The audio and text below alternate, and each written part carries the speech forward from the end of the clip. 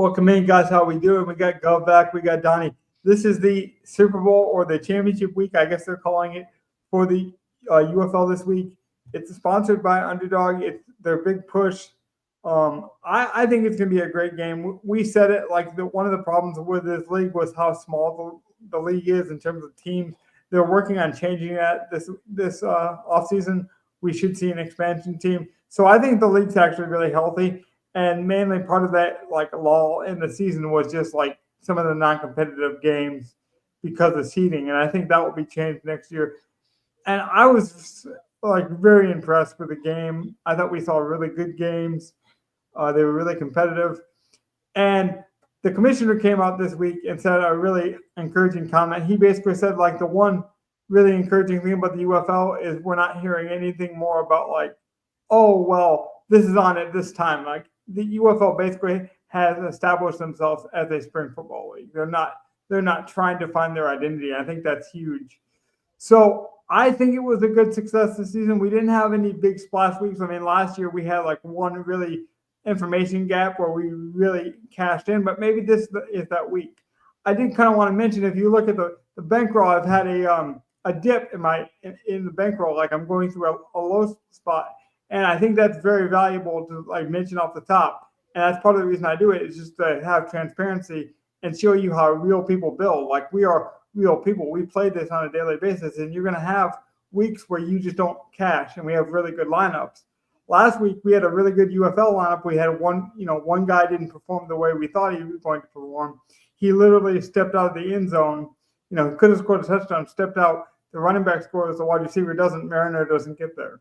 So like, and Donnie was talking about like as long as you do this in an entertainment sort of way, DFS and this kind of thing can really be an entertainment source. And I just want to mention that off the top because a lot of legal stuff is going on, a lot of taxation is going on. The government's kind of attacking sports gambling. I just want to show my support. I really like playing this game as an entertainment source, and so I just want to say that off the top. But how are you doing this week? How are we feeling? Doing pretty good. Does this feel like it's always rough because you're always hitting me when we do the night shows like after work, so I'm a little tired, but ready to go. We finally get a showdown, a title game that's not with Birmingham. Yeah. Which Donnie actually said in a text message. I don't think I'm exposing too much here. He was like, "This is good for the league." Like I remember you saying that, Donnie. Yeah. Like, you just thought it was good from a perception standpoint that they weren't in the championship game. As much as I wanted them to win another one, it's healthy for the league. I think that's probably true. And these are two good teams that they got in there. It really is. I do think that the two best teams at the end of the year are the ones in there currently. Yes. Is it weird, by the way, that college football, talk about it like a comparable, they almost cheer for like the Cinderella story. I know we see it a lot in, college basketball, but even like college football, it just seems like they're focusing on expansion with their playoffs. They almost like want to cheer for the underdog. I'm with you. I like that in the UFL we got the two best teams, two really good deserving teams. I think they were the two quarterbacks, by the way, that had the highest stake for MVP. We did see it with Bryce Perkins, but Jordan Time wasn't far behind. And they're an extremely heavy passing team, as we've talked about, in our DFS research. I think they pass it like 68% of the time. And they're like points per game is, I think, circles ahead of the close, the second closest team. So I do think we're going to see quite an explosive game. I'd probably take the over. And a lot this season I would take the under, but I think this game could go on the over. Is there anything that you for sure want to talk about? I have one thing that I just think there's a mispricing because there's a potential injury where the backup tight end wasn't priced up enough, and he's been seeing work because the starting tight end has been injured. So he's been seeing about 2 to 3 targets a game, and that's more. And he's still like $1,000, and he just opens up a lot. That's my only for sure talking point. But did you have like a quarterback that you want to captain? Do you want to just get right into that topic, or did you guys want to draft it? Because that's the thing, we're doing a captain, or we're doing a showdown. Excuse me. Well, So, I do want to mention is a rematch. Michigan blew DC out last time. I was about to say, I'm looking right now. It looks like these teams played week 6. which I think is late enough in the year to mean something. 28-14 is a blow. So it's not week 1. It wasn't just like, this actually, I think, is closer to what we might see. Donnie, what do you take away from that game? Anything? They couldn't stop the physicality of Michigan. Michigan was out physical them. Yeah. That would have been my topic off the top. I think Michigan's defense is a lot better. I think DC plays more aggressive, and they play that blitz-heavy scheme. We talk about Greg Williams, and he comes with that blitz defense, and he's not there anymore, but his identity on that defense is still there. And so I think they're fun to talk about because we know their style. But I actually think the Michigan Panthers are the more physical defense. Michigan's built to win championships. Yeah. So how are we going to go about building this then? Because we could draft it, but do we want to pick the captain together? Do we want to talk it through? Like I said, I would say, from what I'm looking at, the way the league has been scoring, there's not a lot of super 25, 30 point upside from many skill players. It looks like Rowland did that against Michigan when they played earlier this year, but will he have a 9 for 12 game again? I don't know. Yeah. So I personally, I think a quarterback is the way to go at captain. I was going to say, I think quarterback is the only way to go at captain. I think quarterback, or if you want to really just galaxy brain, and it's not that out there, but Talitoa. I think it's quarterback or use that $1,000 guy at captain and fit everyone in. Those are my 2 thoughts. See, I would go Michigan's running back. You think he's in that tier? If he has the ceiling, if this guy has to outscore the quarterback, because it looks like those guys are just going to get you 18 to 20. So if who's the skill player who's getting you over 20 points? There's not been a lot. This league is lacking that super explosive high talent guy. It's not like there's a Justin Jefferson and a Jamar Chase who can go off every single week like there is in the NFL. I'm glad you mentioned they're down to the 2 best teams, so that helps. But I still think every receiver is capped by the quarterback's ability to gain points in other ways or spread the ball around. I don't think there's going to be a guy getting a huge target share where even if they have a good game, their good game might be 17, 18 points, which the quarterback might also have. And so it might not matter who you have at captain as long as you fit in the right 6 guys. And if there is such a cheap guy like Logan wants to play, then it could become a raw point situation. Yeah. And it just looks to me like it's going to be that. So I will let you 2 guys decide on the captain just because I've missed a couple weeks. So I lost, to say. But I would strongly suggest going with a quarterback. I think we're all in agreement on the quarterback. I do think there's going to be some people that play it safe. You mentioned the NFL, and it hardly ever works in the NFL because we do see a lot more superstar, raw point, outcome. CeeDee Lamb will have 30. Justin Jefferson will have 30. Jamar Chase will have 30. So even though 25 from a quarterback is great, you need the other guy at captain. But that's what I'm saying. I think people are actually going to galaxy brain even deeper, Gov. I think they're going to say, well, the most consistent, the points that we know we are going to get, the raw points, are actually a defense. I could see someone captaining the defense, assuming that we might just get a low-scoring game, and both of these teams underperform, and I just think that's the wrong way to go about it. It rarely works in the NFL, but I can see more people using that strategy this week. But I'm with you. I think we need to actually play both quarterbacks. That's what I'll say, Donnie. So I'll actually let you choose which one we captain because it doesn't matter to me because I think we should just play both of them at some point. So Perkins has the most likelihood.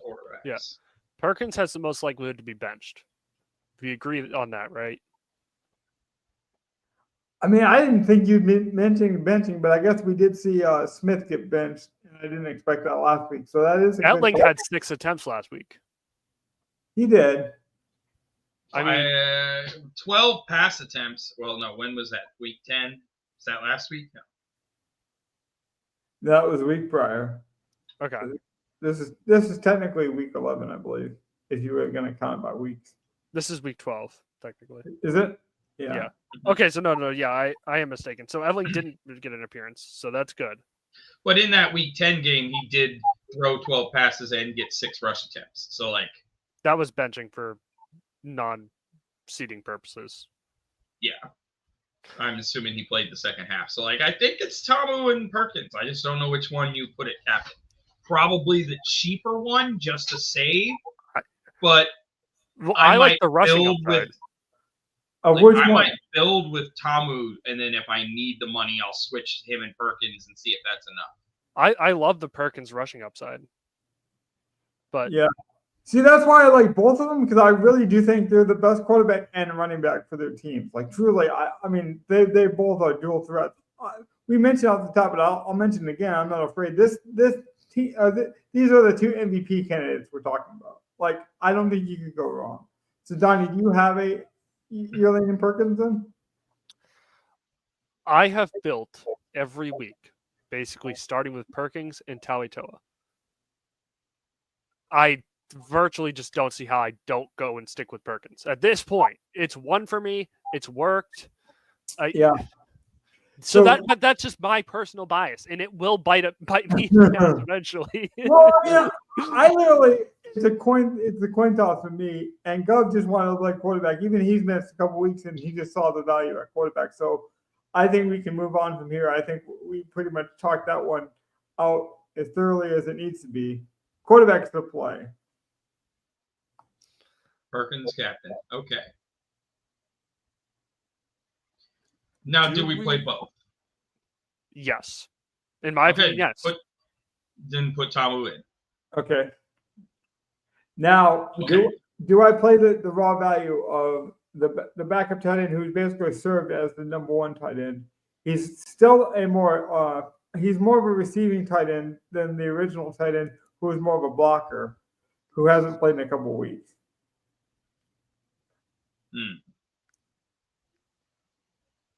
I'm not mad at this play. It's something I want to play, kind of.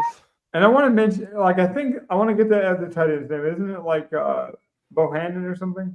You're on the wrong team. Oh, I'm on the wrong team anyway.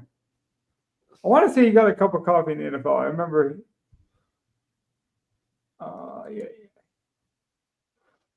So he had a concussion issue, but he has never really been a receiving tight end receiving tight end anywhere. And he's a lot more expensive. So even if he ends up being the guy and Moore doesn't get there, I just feel like Moore's so cheap that he's worth the upside risk.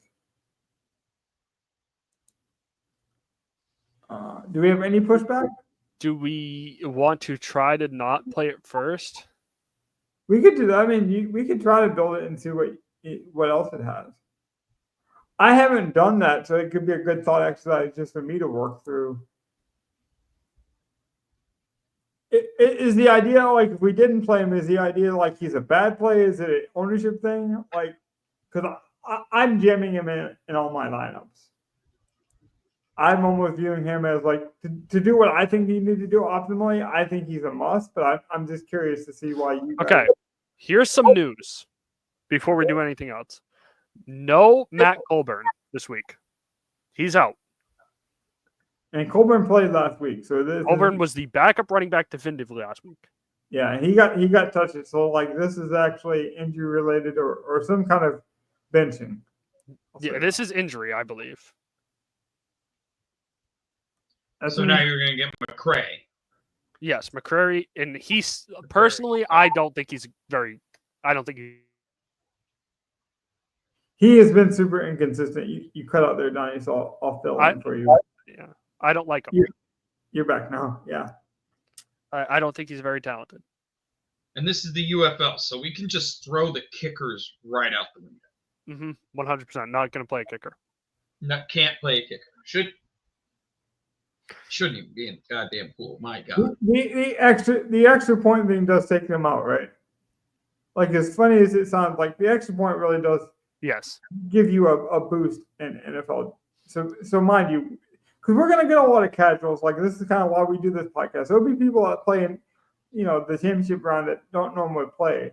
Some people might think like, why are we eliminating kickers? I did want to mention it. With no Colburn, do we just play Toa?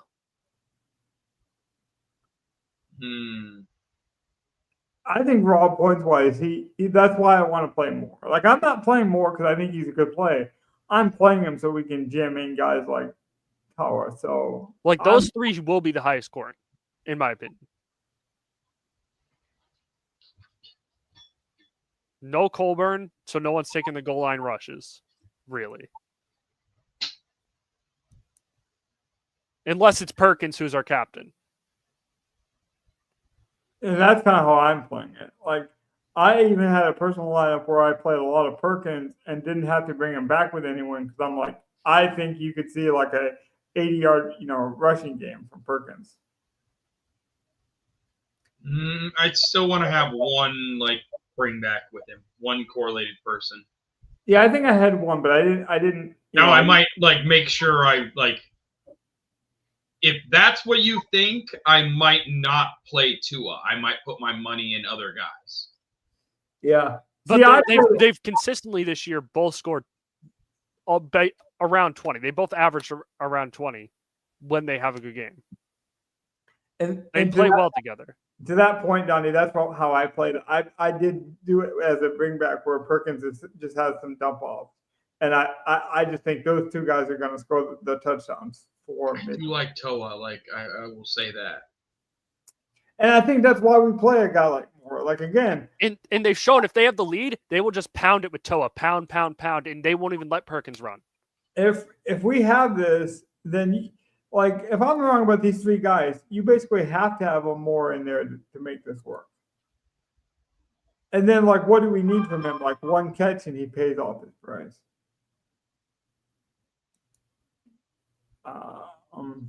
Do you have any severe pushback, Gov? Do you want to try to not have Toa in there? No, I don't. But I think if we do that with Perkins at captain, we should be stacking mostly Michigan. And I'm fine with that. Okay. I would like a 4-2 of Michigan at least. Okay, so if we went with more, we'd be at 6,500 for the rest of the lineup. Or we could take him out and we'd have 3 spots to fill. 6,500 per, and I'd want to put 2 Michigan guys in there. Mariners.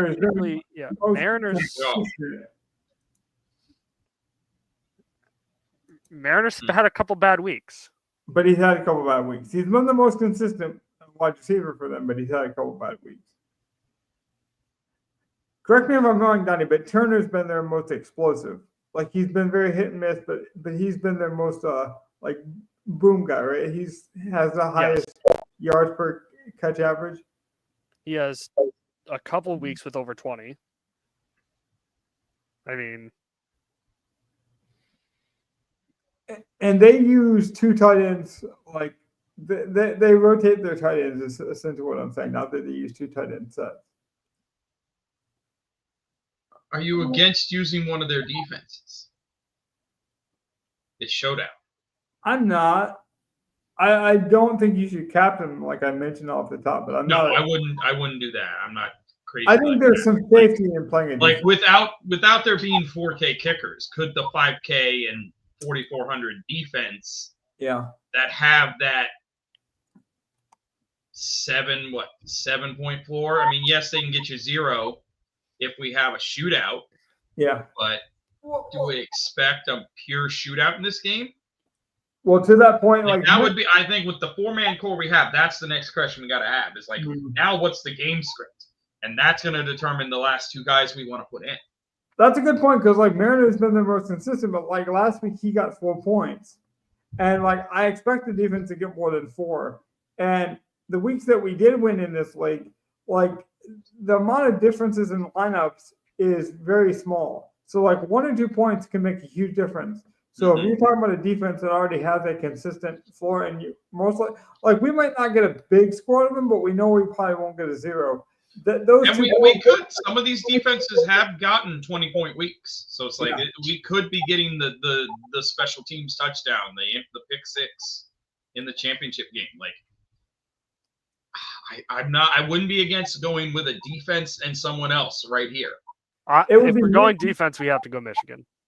Yeah, I think Michigan's defense just could be Captain Perkins, right? Yes, I would do that. Okay, Although I'm not. I mean, Perkins throws a pick, he's right back on the field putting up yardage. It's true. Throwing more passes. The Jameis Winston effect. But it does you could put him in, and then we have 8K, right? Yeah. And then you go the only consistent receiver for Michigan. Or someone. What, then we go to Mariner? He's the only consistent guy.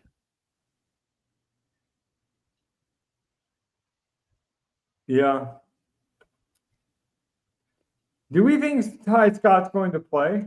Because when he played earlier this season, he was amazing. But he's been on the IR this whole season. He's activated. Like he practiced last week. They decided to hold him out. The thing is, I think he will play this week at some capacity. I'm just not sure how much. He's not.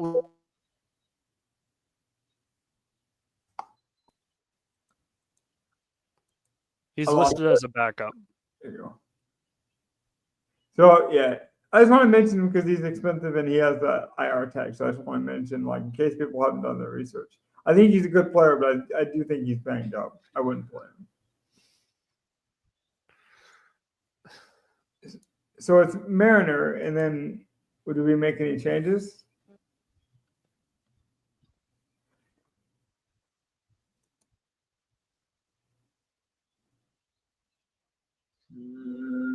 I don't have anything I want to change right now. Like maybe now we see if we want to get off the defense, but I think I'd play Seth Williams over the defense. That would give me one receiver for DC who came in late because he played for the Jacksonville Jaguars last season. But since coming to the team, he's been super explosive. He's had a good amount of touchdowns. Just to show people it would look like this, it would leave 600 on the table. And you might have missed him, Gov, because basically when you took your hiatus is like when he basically showed up in this league, and he's dominated ever since. I mean, last week was his lowest efficiency in terms of targets and yards, but he got the touchdowns. No, week 10's a wash because they played backups. Well, I guess that's true. I think this is the lineup here. It's either Williams or defense, and I'm not mad at either. Are we going floor or ceiling? let's go ceiling. Let's go with him. Let's go with Williams. Assuming that Williams scores what, 8 or 9 points, like if we think that, then he has the highest ceiling. Yep. Nothing to see here. Sorry. He definitely has more ability to get to the higher than 8 points or so, but the defense is still consistent and solid. But that's not a bad lineup there. It really isn't. Now, I did have one question about the NFL as we kind of prime into it. We're going to be talking about best ball. We'll be talking about like future bets pretty soon. When is the soonest that you would like tie up your money? I always find it to be an interesting question because we talk about, as futures, whether it be rookie of the year, you could bet on MVP, you can bet on Donnie the Patriots fan, he can bet on the Patriots to win their division. You could bet on Drake May to like passing yards.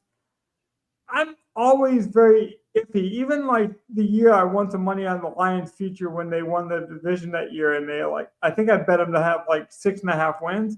Even then, I didn't even want to do it per se. I'm like, if I just bet it week by week, I might actually make more money. And that way I don't got to tie up my money. I've always been a weird guy about tying up my money that long. Does that factor in for you guys at all?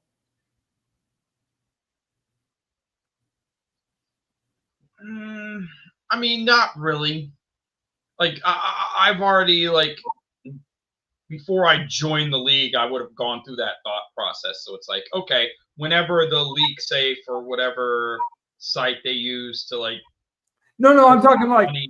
the sportsbook Gov. So like, if you wanted to like bet on the Panthers win total, like, do you think it's just not smart to tie your money that long? Are you more likely to bet on like the Panthers week by week, like week 1, week 2, versus like? I mean, I would be more likely to bet week to week. I don't usually make the long-term bets, but like that's just because I don't like looking at like it's hard for me with my numbers to project forward ahead enough where I would trust a bet like that. Because a lot of people like those future bets. I just don't like the idea of tying up my money that long. For me, it's just not a fun sweat. Like, Donnie and I were talking about before the show, like just how fun DraftKings can be, like just to have something on the game or like a talking point, even to watch this NBA Finals. But to like say like, oh, in 6 months I have a great number on Justin Jefferson to win MVP. I'm gonna outsmart the league. Like, if you're right, you look like a genius. Like it's a good fun tout all season. But like I just never liked it. Any thoughts, Donnie? Not really. I can't bet on that stuff, so yeah, I'm not allowed to. So I'm not even tempted to check. I don't know the props. I don't know the numbers. I don't care. Yeah, see, I live in a legal sports betting state, so I'm not a big fan of future bets and stuff like that. Like, kind of for the same reason you said, Logan. Like, I don't get a thrill out of making that bet. I would rather make the bet week to week if I was going to do it. I also just don't have the conviction to make a bet that far out on certain on stuff. Like, maybe if the right time came and it's like, I know we're doing it this year, I might place a bet like that at the beginning of the year. But, and like, I can see value in it. Like, if you like again, like there's an ROI you can see for it. It's just, am I willing to chase it? Do I think it's a high enough edge on something that far out that has so many variables? Like, what if the dude gets hurt? Are they gonna avoid it for me? Like, okay. And I'm glad you mentioned injury, because that's why I prefer week to week, actually, because like, if Young gets hurt for the Panthers, it changes your entire offense. And then I can dive into like, what does it change? And then I can react. I can be like, well, I think it's going to get more touches, and I can bet that in that week. And if I'm wrong, I'm not tying up a ton of my money into that one idea. I'm like, oh, it was actually Tez. I'm going to go ahead and bet him the next week. So that's just me personally. I think it gives you more versatility to do it week by week. That might hurt you too, because it might be 1-1 week to week. So you bet and then it's Tet, and then you bet Tet, and it's Leggett. Any other primer NFL futures conversations you want to have? Like, do you want to just tease the people on our best ball? Like, anything we're looking forward to? I'm still waiting for the right time, getting things settled at my house, but getting the new computer broken in. But I will be looking at the season here shortly. Yeah, and doing my full look on it. We are now into June. This is when I'll start looking at that. Mm-hmm. I've already agreed to be in a few fantasy leagues, so I'll be getting those set up. I just wanted to prime the people, because this is the last UFL week, so we're not going to go away. We will have some content. I don't know when that will be. Maybe we'll have a slightly different day next week, but I do plan on doing some version of a show next week. Yeah, and I can't have believe Indy's winning this game. I do have one question for everyone. What's that, Don? I know we don't usually do this. Score predictions for this game. Like, what do we personally think happens?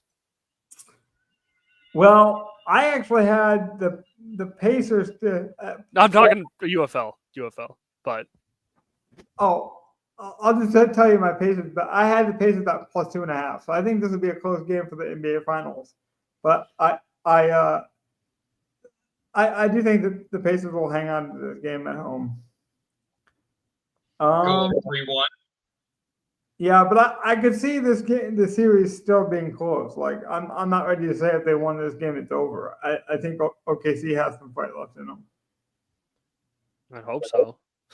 I had OKC at 6, so I thought they were the better team. I thought Andy would be fun and exciting because Rick Carlisle knows how to get the most out of his teams, but I didn't see this. No, I'm shocked with this finals. And this is why I don't make big bets. If you every time, I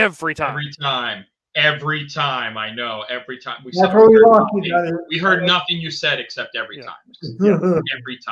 Every time. If you would have prompted me, hey, who do you think wins the series? 10 times, I'm giving you Thunder. Every single one. 10 out of 10? Every time. Every time. Every time. Yeah. Okay. Yeah, this is going well. I'm just shocked at the Pacers. That's all I'm saying. I'm shocked. Shocked? I didn't think they were this good. I'm shocked, but my sportsbook is happy because I'm winning. Now, let me just mention very quickly, like, our money on basketball is off. Like, you probably see the bankroll management on the top, but I take my money out, and I think everyone should do that, like their own bankroll, whatever. So after every season, I take out money and allocate it. So don't think we're like losing our money. We still have our basketball money set aside, and I think you guys should do that as well. Like, whenever you see a good profit boost, you should take advantage, but like, don't be afraid to move away your money. I always found it weird when people win like a big contest, they leave it in there to show it off. I've never been that guy. But Donnie was mentioning it can be used in so many other ways in so many other places, but as long as you're willing to pay the taxes on it, which I mean, it's usually not a big deal. Yeah, like, I haven't dug into everything that's happening, but like, not horribly worried about it. Mostly because I'm not a guy who's going to be getting hit with $50K plus tax bill from the gambling site anytime soon. Or in a big NFL season. Which I think is a valuable point to this podcast. Like, that's what we are. We're recreational gamblers. That's what that's the voice we're trying to give out of this podcast. But Donnie did mention what we think is going to happen in the UFL game if we want to have any predictions. I think it will be the highest scoring UFL game we've seen all season. That's like my boldest prediction. I think both teams are just going to come out and let it fly. We've seen DC be super involved in the passing game and just like trust Taimu. I think Bryce Perkins won the MVP for a reason. There's a lot of inconsistency in the UFL with talent, but these are two of the most talented quarterbacks the league's ever seen. I really do like the over in this game. Give me 28-19, Michigan. You think it's just defense, Donnie? Is that the difference? Michigan, if they play well defensively, they're going to just want to control clock. 29-23. I'll say it this way. I think both teams will score around 30 points, both teams. I really do think this will just be a fun, explosive game. Now, maybe I'm biased, and that's what I want to see, but I'm here for it regardless. Programming note, though, it is on Saturday. I know they've been, fluctuating with the playoff schedule. Some of their most important games have been on Sunday. This one is on Saturday, so make sure you tune in. Last programming note for me, though, like and subscribe. I know it's annoying. I know it's tedious, but it does mean a great deal to us, and it does work. Usually when I mention this, we get 2 to 3 subs, so that's why I got to do it. We will be back with you probably next week. I'm not sure on the day, but we'll have some off-season content. Maybe we'll start ranking our best ball rankings. Who knows? We'll have something fun. We'll do something. We'll talk about it. See you guys. Take care. Good night. Peace out, everyone. Like and subscribe.